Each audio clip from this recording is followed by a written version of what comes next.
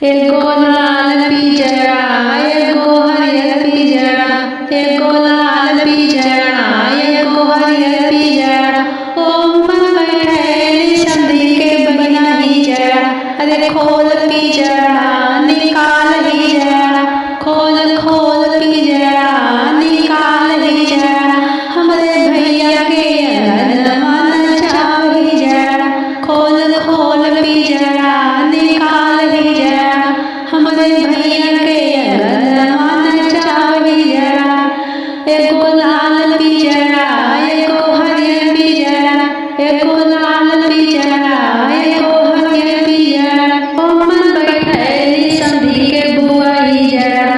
खोल खोल पिजड़ा निकाल हिजड़ा, हमरे भैया के अंगनवा नचाव हिजड़ा। अरे खोल पिजड़ा खोल खोल पिजड़ा निकाल हिजड़ा, हमरे पापा के अंगनवा नचाव हिजड़ा। एको लाल झंडी एको हरियर झंडी, एको लाल झंडी एको हरियर झंडी, ओम बैठैली अगुआ के बुआ रंडी। अरे खोल खोल रे झंडी निकाल रंडी, हमरे भैया के अंगनवा नचाव रंडी। खोल खोल झंडी निकाल रंडी, हमरे पापा के अंगनवा नचाव रंडी।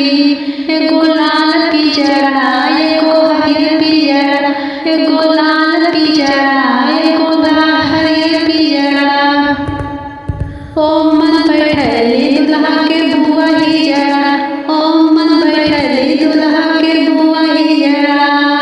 ये गाड़ी किताब को अच्छा लगा तो मेरे चैनल को सब्सक्राइब कर देना, लाइक कर देना, ज़्यादा से ज़्यादा शेयर करना।